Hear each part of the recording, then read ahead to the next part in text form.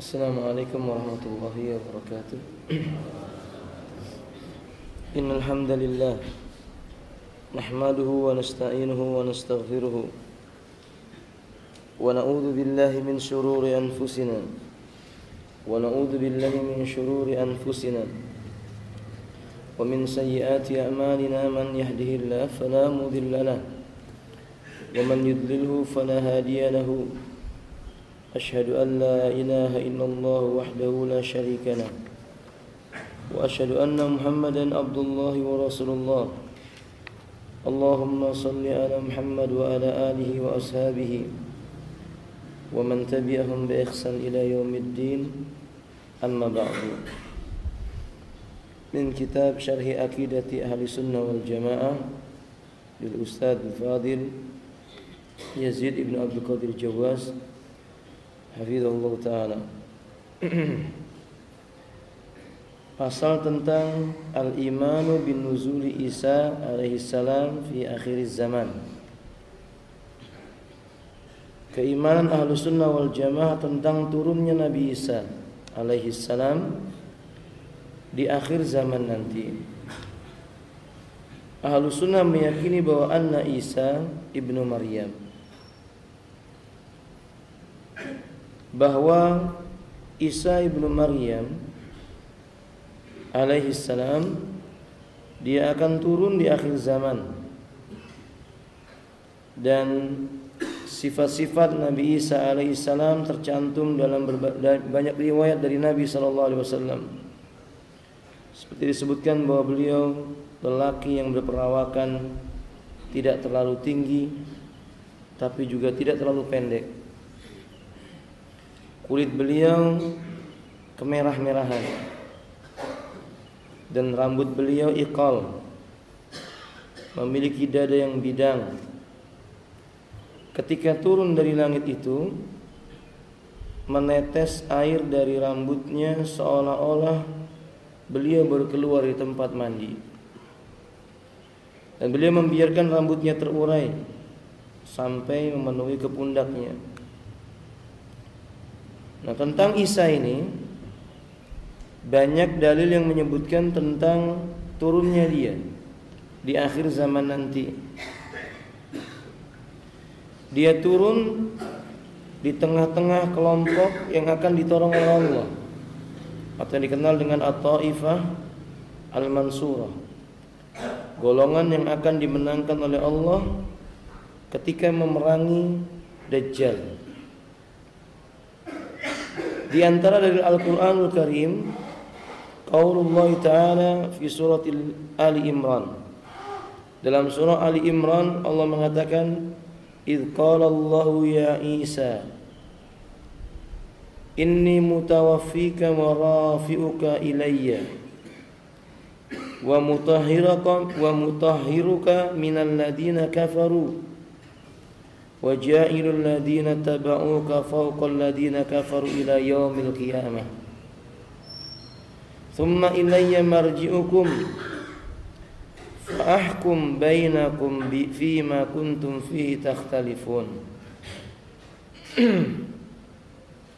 Allah mengatakan, ingatlah tatkala qala Allah Ta'ala berfirman, "Ya Isa, wahai Isa, inni mutawaffika, sesungguhnya aku akan menyampaikan engkau pada ajalmu, wa rafi'uka, dan akan mengangkatmu ilayya, kepadaku, wa mutahhiruka, serta membersihkan dirimu, minal ladina kafaru, dari golongan orang-orang yang kafir, wa ja'ilul ladina taba'uka, dan Allah akan menjadikan orang-orang yang mengikuti engkau fauqal ladina kafaru, berada di atas orang-orang yang kafir, ila yaumil qiyamah, sampai datangnya hari kiamat. Thumma ilayya, kemudian kepadakulah marji'ukum, kemudian kepadakulah engkau kembali. Fa ahkumu bainakum, lalu aku akan memutuskan di antara kalian fima kuntum fi takhtalifun, tentang hal-hal yang selalu kamu selisihkan padanya. Para ahli tafsir ketika menyebutkan firman Allah, inni mutawaffika wa rafi'uka ilayya, sesungguhnya aku akan menyampaikanmu pada akhir ajalmu dan mengangkatmu kepadaku. Imam Qatadah dan para ulama ahli tafsir lainnya menyebutkan ini adalah bentuk kalimat muqaddam dan muakhar, yakni bentuk kalimat yang mendahulukan apa yang seharusnya diakhirkan. Di dalam bahasa Arab itu ada kalimat muqaddam wa muakhar, di mana kalimat yang seharusnya didahulukan dia diakhirkan, atau kalimat yang seharusnya diakhirkan dia didahulukan.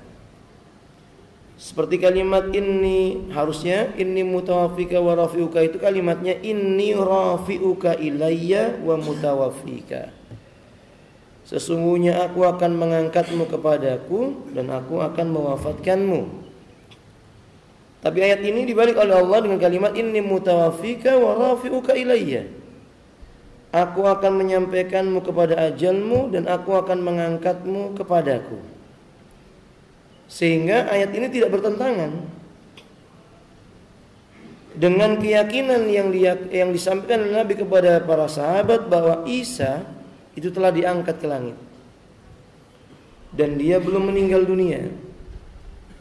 Sebagian ulama lagi menyebutkan kalimat inni mutawaffika ini tidak menunjukkan bahwa beliau meninggal dunia pada hari ini, tapi akan datang masanya. Sebab kadang-kadang kalimat mati itu bukan menunjukkan hakikatnya mati yang kita pahami, tapi bisa memiliki makna tertidur. Sebagaimana orang-orang yang bangun dari tidurnya mereka membaca doa alhamdulillahilladzi ahyana ba'dama amatana, segala puji bagi Allah zat yang telah menghidupkan kami setelah dia mematikan kami. Lihat, Nabi mengajarkan kalimat segala puji bagi Allah yang telah menghidupkan kami setelah dia mematikan kami. Kalimat mati di sini disamakan dengan tidur oleh Nabi sallallahu alaihi wasallam. Maka orang-orang Ahmadiyah yang menggunakan firman Allah dalam surah Al-Imran yang kita baca tadi dengan berkata inni mutawaffika wa rafi'uka, sesungguhnya kami mewafatkan engkau kemudian kami mengangkat engkau kepadaku, lalu mengatakan bahwa Isa itu telah meninggal dunia, ini adalah suatu perkataan yang batil.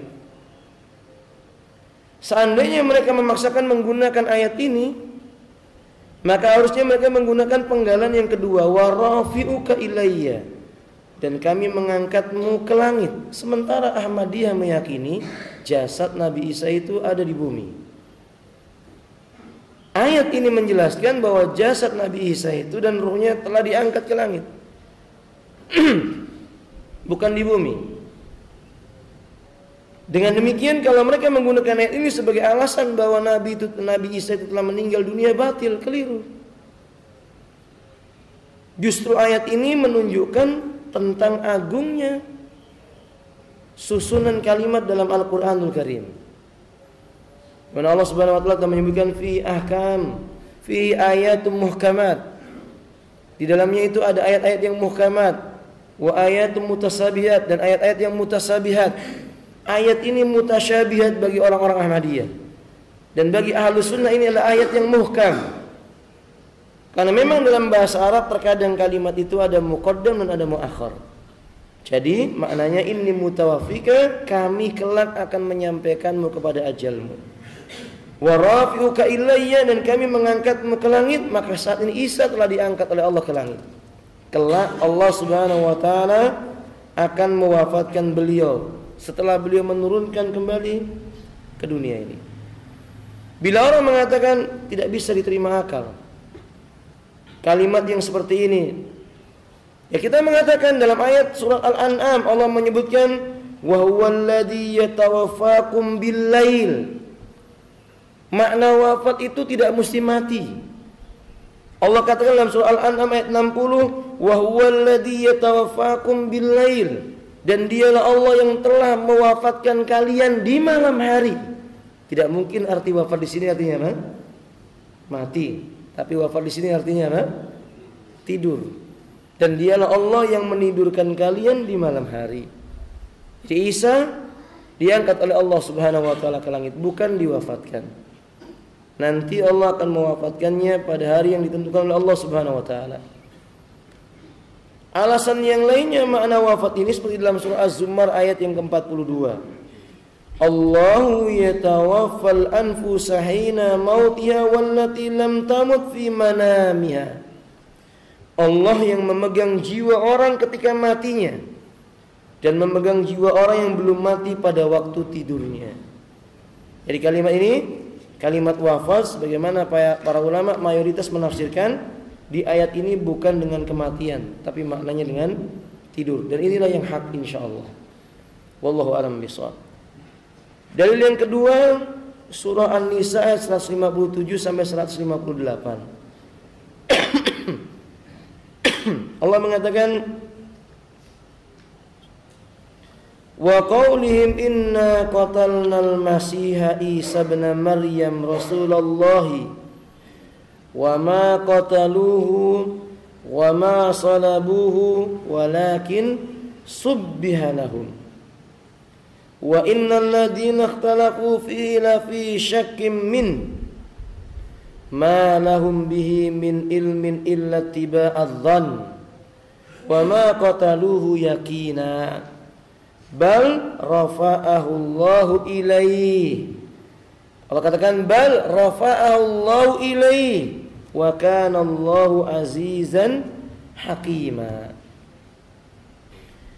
Allah Subhanahu wa taala mengatakan, dan karena ucapan mereka, wa qaulihim, yakni orang-orang Yahudi, inna qatalnal masiha, sesungguhnya kami telah membunuh al-Masih Isa bin Maryam, yaitu Isa putranya Maryam, Rasulullah, dan dia adalah utusannya Allah. Allah bantah. Wa ma qataluhu, padahal mereka itu tidak membunuh Isa. Wa ma salabuhu, dan mereka juga tidak menyalib Isa. Walakin syubbiha lahum, akan tetapi diserupakan bagi mereka seseorang yang serupa dengan Isa untuk mereka. Wa innal ladzina ikhtalafu fihi la fi syakkin min. Kata Allah, sesungguhnya orang-orang yang berselisih paham tentang terbunuhnya Isa benar-benar dalam keraguan tentang yang dibunuhnya itu siapa. Jadi mereka sendiri ragu, sebenarnya ini Isa atau bukan. Maka Allah jelaskan kepada mereka dengan mengatakan, ma lahum bihim min ilmin illa tiba'adh dhann. Mereka tidak mempunyai keyakinan tentang apa dan siapa yang dibunuhnya itu, melainkan hanya mengikuti perkiraan atau prasangka saja. Sementara Allah katakan, bal rafa'allahu ilaihi, bahkan yang benar, Allah telah mengangkat Isa kepadanya, bukan disalib. Allah angkat Isa itu ke langit. Wa kana Allahu azizan hakima, dan Allah itu Maha perkasa lagi Maha bijaksana. Jadi ketika Allah mengatakan barrafa'allahu ilaihi, Ahlus Sunnah meyakini Isa diangkat oleh Allah ke langit dalam keadaan hidup, jasad dan juga ruhnya. Bukan ruhnya saja. Ketika Yahudi menyatakan bahwa Isa telah dibunuh dan disalib, Allah katakan barrafa'allahu ilaihi, bahkan Allah telah mengangkatnya kepada Allah tabaraka wa taala, bukan disalib, bukan dibunuh, bukan jasadnya disalib dan ruhnya diangkat ke langit, tapi jasad dan ruhnya diangkat ke langit. Ini diterangkan dalam kitab Faslul Maqali halaman 13 sampai dengan halaman yang 14. Imam Ibnu Katsir dalam kitab tafsirnya, beliau menerangkan, setelah menafsirkan firman Allah surah An-Nisa 157 sampai 158 ini, beliau mengatakan, inilah hadis-hadis mutawatir yang berasal dari Rasulullah SAW, yang diriwayatkan dari sahabat Abu Hurairah, Abdullah ibn Mas'ud, Utsman ibni Abil As, Abu Umamah, An-Nawas ibnu Sam'an, Abdullah ibnu Amr ibni As, Mujammi ibni Jariyah, Abu Suraikah dan Hudzaifah ibni Usaid radhiyallahu ta'ala anhum. Dalam hadis ini mengandung petunjuk sifat-sifat turunnya Isa. Tempatnya di mana? Akan turun di Syam atau di Syria, tepatnya di Damaskus, di menara timur, dan terjadi ketika akan didirikan salat subuh beliau diturunkan oleh Allah Ta'ala. Maka di antara dalilnya Nabi mengatakan la tazalu ta'ifatum min ummati, senantiasa akan ada sekelompok manusia dari kalangan umatku, yuqatiluna 'alal haqqi, yang akan berperang demi membela sebuah kebenaran, dhahirina ila yaumil qiyamah, dan dia itu akan menang sampai dibangkitkannya hari kiamat. Qala, kata Nabi, fayanzilu Isa bin Maryam, maka nanti Isa ibnu Maryam akan turun dari langit alaihissalam. Fayaqulu amiruhum, pemimpin sekelompok kaum muslimin tadi berkata, ta'al sholli lana, mari wahai Nabi Isa, salat imami kami. Fayaqul, kata Isa, la, tidak. Inna ba'dakum ala ba'din umara, saya tidak akan mengimami kalian, karena sesungguhnya sebagian kalianlah yang menjadi pemimpin atas sebagian yang lainnya. Artinya kalian umatnya Muhammad, kalianlah yang memimpin sebagian kalian. Takrimatallahi hadil ummah, kata Nabi, ini sebagai bentuk penghormatan terhadap umatnya Nabi Muhammad SAW ini. Riwayat ini dikeluarkan oleh Imam Muslim, oleh Imam Ahmad, oleh Abu Awanah, Ibnu Jarud, Ibnu Hibban dari sahabat Jabir bin Abdullah radhiyallahu ta'ala. Ini dalil yang sangat jelas.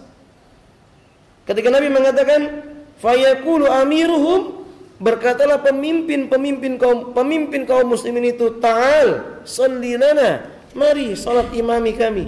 Kata Isa, la, tidak. Inna ba'dakum ala ba'din umara, sebagian kalianlah yang telah menjadi pemimpin atas sebagian kalian yang lainnya. Takrimatallahi bi'adil ummah, sebagai bentuk pemuliaan Allah kepada umat ini. Jelas sekali bahwa Isa masih hidup, dan dia berdialog dengan Imam Mahdi. Dia berbicara dengan pemimpin kaum muslimin di akhir zaman itu.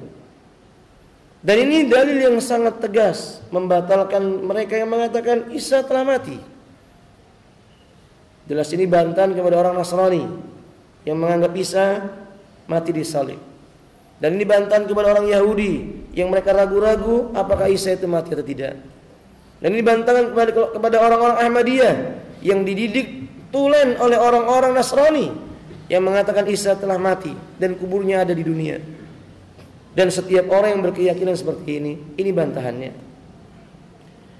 Hadis yang lainnya dikeluarkan oleh Al-Imam Al-Bukhari dalam Kitabul Ahadisil Anbiya, bab nuzulu Isa bin Maryam, dalam kitab sahih beliau.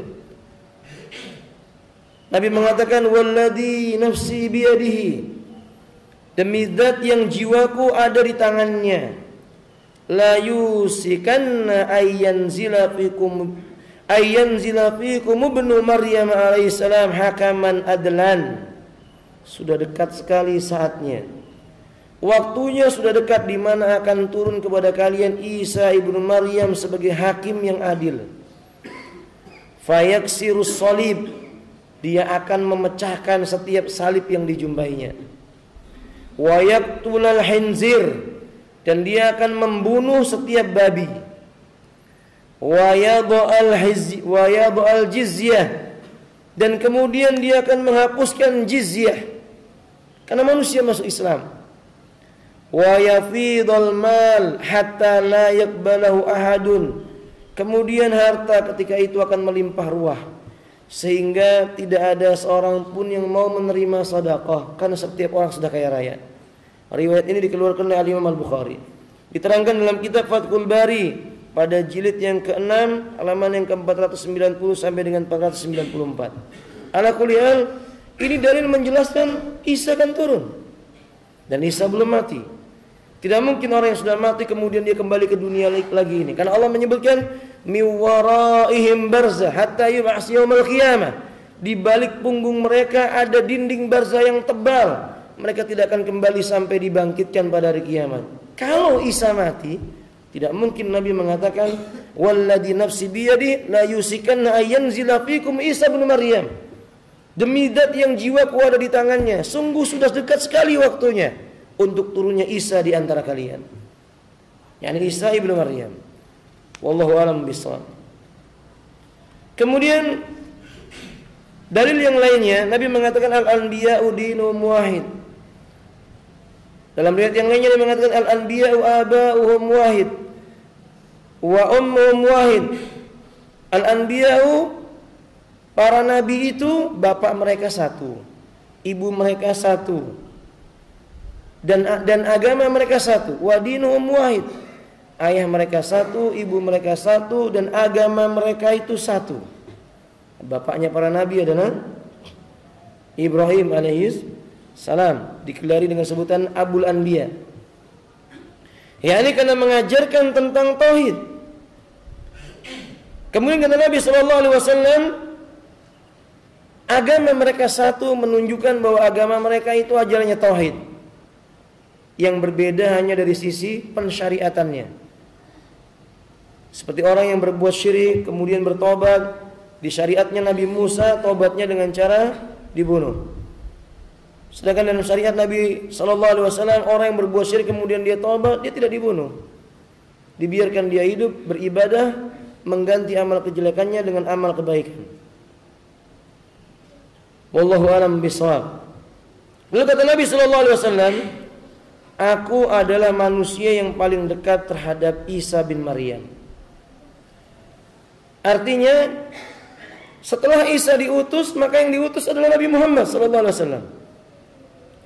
Karena tidak ada lagi nabi di antara dia dan aku. Berarti antara Isa dengan Nabi Muhammad tidak ada nabi. Sampai diutusnya Nabi Muhammad SAW. Lalu Nabi menjelaskan, dia akan turun kembali. Ini untuk menjelaskan bahwa setelah Nabi Muhammad tidak ada nabi lagi. Yang ada nabi yang diutus sebelum Nabi Muhammad, yaitu Isa. Maka kalimatnya Nabi mengatakan, karena di antara aku dan dia tidak ada nabi. Berarti nabi setelah Isa adalah Muhammad SAW, dan Nabi katakan dalam hadis yang lainnya, wa ana khatamul anbiya la nabiyya ba'di. Aku adalah penutup para nabi, tidak ada lagi nabi sesudahku. Ahmadiyah memahami kalimat tidak ada lagi nabi sesudahku. Mereka memahami kalau seandainya Isa itu masih hidup, berarti nggak mungkin dia turun lagi, karena Nabi mengatakan tidak ada lagi nabi sesudahku. Tapi anehnya orang Ahmadiyah itu mengatakan ada nabi sesudah Muhammad sallallahu alaihi wasallam. Dia mengatakan bahwasannya Mirza Ghulam Ahmad nabi, anak-anak keturunannya juga nabi, bahkan istrinya dikatakan juga seorang nabi. Ini perkataan yang tenakut. Kalau dia menggunakan hadis ini dengan jujur, maka hadis ini memiliki makna sebagaimana dijelaskan oleh Imam Ibnu Asakir, bahwa maknanya tidak ada nabi lagi yang diutus oleh Nabi Muhammad, tidak ada nabi yang baru. Adapun Isa bukan nabi yang baru. Isa diutus sebelum Muhammad SAW. Lalu Allah mengangkatnya ke langit. Lalu Allah mengutus Nabi Muhammad SAW. Lalu Allah mewafatkan Nabi. Di akhir zaman Nabi mengatakan dia akan turun kembali, diturunkan oleh Allah. Bukan diutus menjadi nabi yang baru, tidak. Jadi tidak bertentangan dengan hadis Nabi SAW dan ayat yang menyebutkan ma kana Muhammadun aba ahadin min rijalikum walakin Rasulullah wa khataman nabiyyin. Bukanlah Muhammad itu sekedar bapa angkat salah seorang lelaki di antara kalian, akan tetapi dia itu adalah utusan Allah dan dia penutup para nabi. Wallahu a'lam bishawab. Lalu kata Nabi, jika kalian melihat Isa, maka kenalilah oleh kalian bahwa Isa itu disebutkan sifatnya laki-laki yang tingginya sedang, berkulit putih kemerah-merahan. Ia memakai 2 buah baju yang agak berwarna kemerahan. Dalam riwayat yang lain ada selendangnya, kerudungnya. Seakan di kepalanya menitikkan air walaupun tidak basah. Jadi kepalanya itu tidak basah tapi seperti menitikkan air yang berkilauan. Dia akan memecahkan salib, membunuh babi, menghapus jizyah, dan menyeru manusia untuk bertauhid, yakni masuk Islam. Kemudian di zamannya Allah akan menghancurkan seluruh agama kecuali agama Islam. Allah akan membunuh Al-Masih Ad-Dajjal. Allah akan perintahkan Isa membunuh Al-Masih Ad-Dajjal. Kemudian terciptalah ketentraman di bumi, hingga singa dengan unta mencari makan di tempat yang sama. Singa tidak akan memakan unta. Dan demikian pula harimau tidak akan menerkam lembu. Serigala tidak akan memakan domba. Anak-anak kecil bermain dengan ular tanpa membahayakan mereka. Maksudnya ular-ular itu tidak akan menggigitnya. Beliau tinggal di muka bumi ini selama 40 tahun. Kemudian beliau wafat dan kaum muslimin mensalatkannya. Dalam riwayat yang lain selama 40 masa. Wallahu a'lam bishawab. Beliau wafat dan kaum muslimin menyolatkannya. Riwayat ini dikeluarkan oleh Imam Abu Dawud, Imam Ibnu Hibban dalam kitab Ta'liqatul Hisan, dan Imam Ahmad mengeluarkan riwayat ini pula dari sahabat Abu Hurairah radhiyallahu ta'ala, dan disahihkan oleh Al-Albani dalam kitab Silsilah Al-Ahadits As-Sahihah, isi yang kelima, halaman yang ke-214, nomor 2182. Walhasil riwayat ini riwayat yang tidak mungkin orang yang punya fitrah yang lurus menolaknya. Dan ini bukti Isa itu akan turun kembali. Dan alhamdulillah rahimakumullah, ada hikmah yang besar. Isa bin Maryam itu belum diwafatkan oleh Allah Subhanahu wa taala. Di antara hikmahnya pertama, ini membantah Yahudi, di mana mereka memiliki anggapan bahwa Isa itu sudah dibunuh. Padahal Nabi Isa lah yang akan membunuh pemimpinnya orang Yahudi, yaitu Dajjal. Telah kita terangkan pada pertemuan yang sebelumnya. Dajjal itu akan Dajjal itu akan muncul diikuti oleh 70.000 orang Yahudi dari Khurasan. Dan Isa bin Maryam membunuh Dajjal. Maka sebab itu membenarkan bahwa Isa itu sudah mati di dunia ini, pasti mereka itu mendukung propagandanya Yahudi, sehingga mereka nanti menganggap bahwa Dajjal itu akan memimpin dunia dan tidak akan mati. Padahal Dajjal laknatullah alaih, Allah akan bunuh melalui Isa bin Maryam. Hikmah yang kedua, sesungguhnya Nabi Isa alaihissalam mendapatkan di dalam Injil tentang keutamaan Muhammad sallallahu alaihi wasallam. Beliau berdoa agar dimasukkan di antara mereka. Yakni maksudnya dalam kitab Injil, bahkan diterangkan dalam kitab Al-Fat, bahwa Isa berdoa agar suatu saat dia dikumpulkan bersama umatnya Nabi Muhammad. Dan ini dikabulkan oleh Allah. Isa masuk ke dalam rombongan umatnya Muhammad. Beliau pun wafat disolatkan dengan solat yang diajarkan oleh Allah kepada Nabi Muhammad sallallahu alaihi wasallam. Ini solat jenazah, bukan dengan cara ibadahnya orang-orang Nasrani. Ini ada hikmah untuk membantah kepada setiap mereka yang mengatakan bahwa Isa bin Maryam itu adalah Tuhan. Membantah orang kafir Nasrani yang mengatakan bahwa Isa itulah anak Tuhan. Kalau seandainya dia anak Tuhan, tidak perlu disolatkan, karena dosa-dosanya telah diampuni.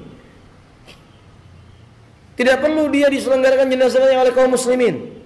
Akan tetapi dia diselenggarakan jenazahnya oleh kaum muslimin, dan itu syariatnya syariat Rasulullah. Dan itu menunjukkan bahwasanya Isa manusia. Karena dalam salat jenazah, dalam ajaran Islam ada kalimat yang berbunyi Allahumma ighfir lahu, ya Allah ampuni dia. Kalau Isa itu Tuhan, mengapa lafadznya berbunyi ya Allah ampuni dia?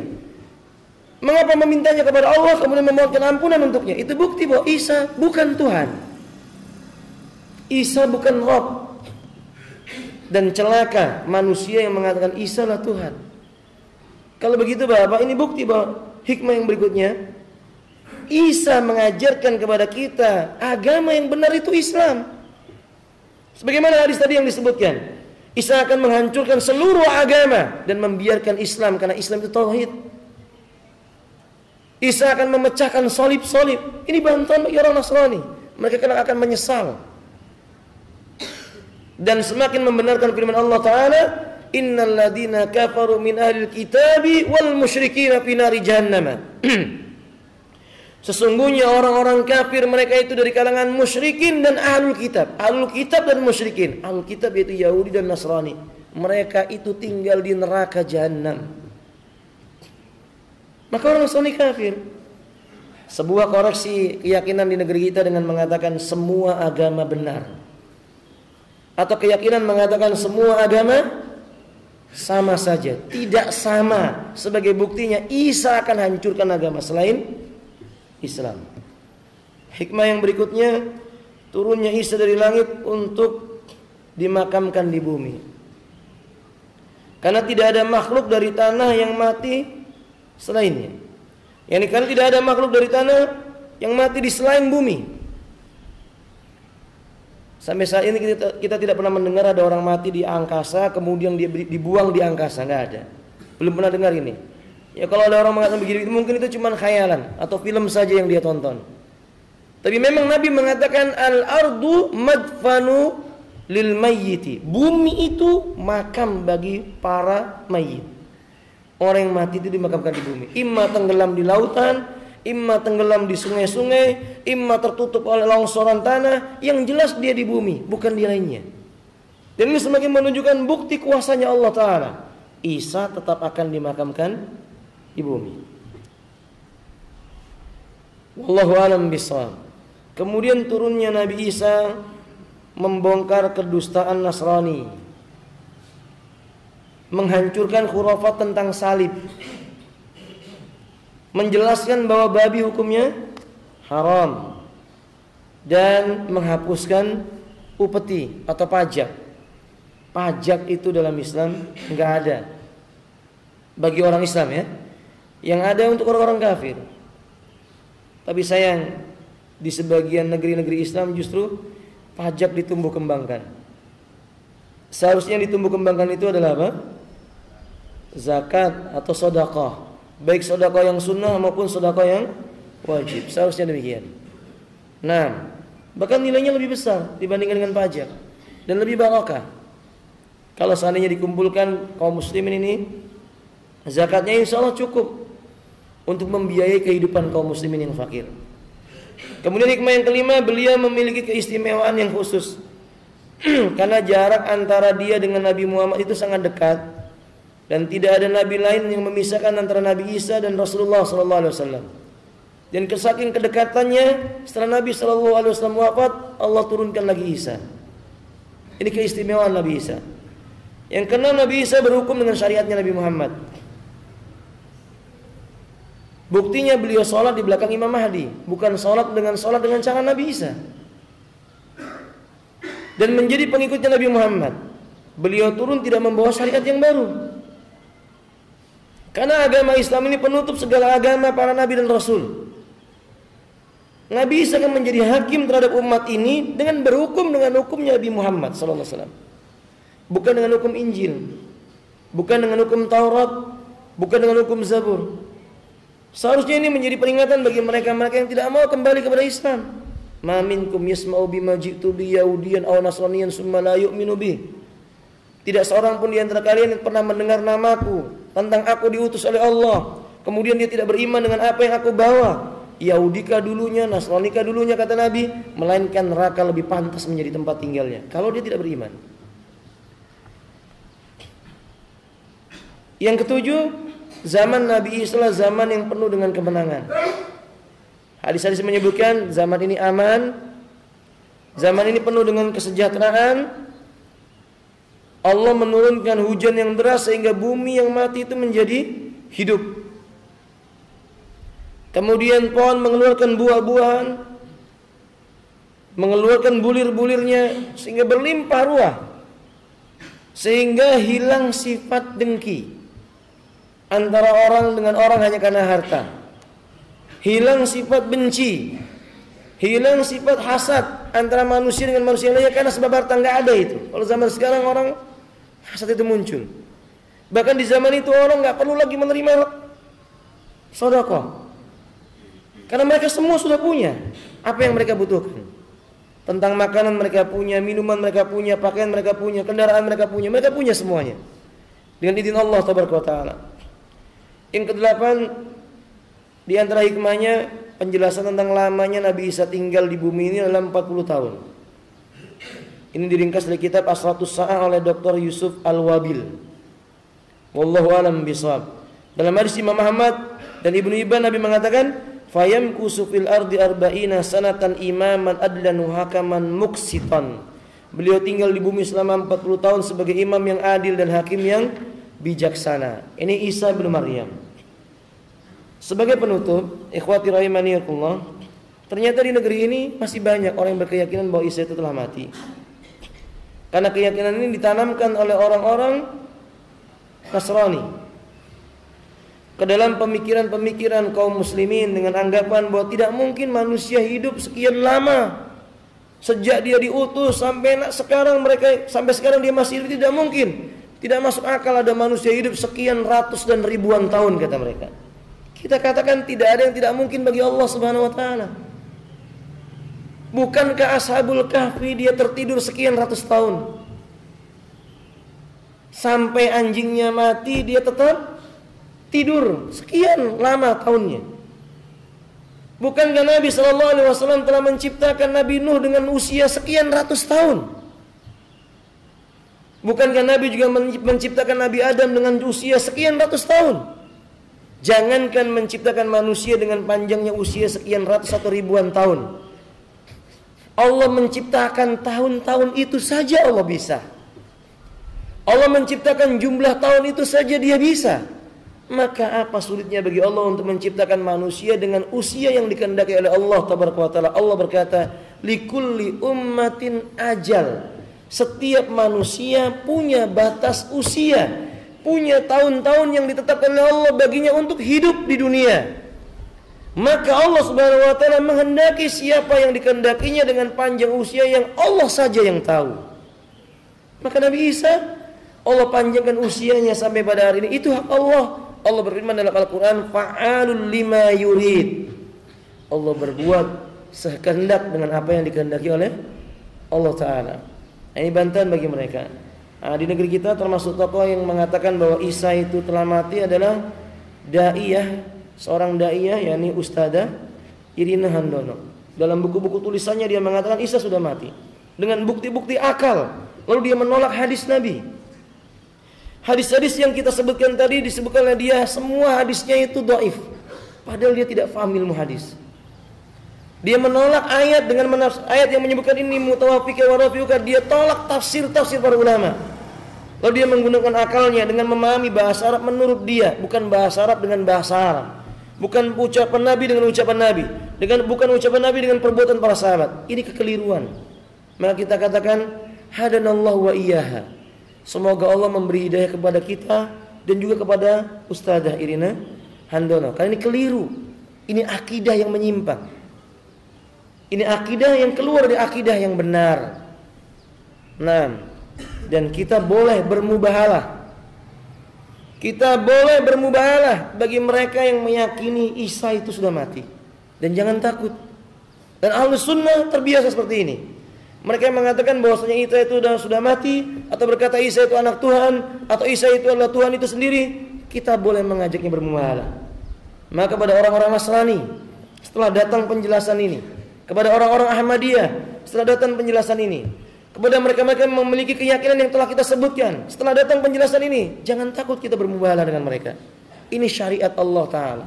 Dan insya Allah akan memenangkan orang-orang di atas keyakinan yang hak. Sampai di sini mudah-mudahan bermanfaat. Wallahu ta'ala a'lamu bissawab.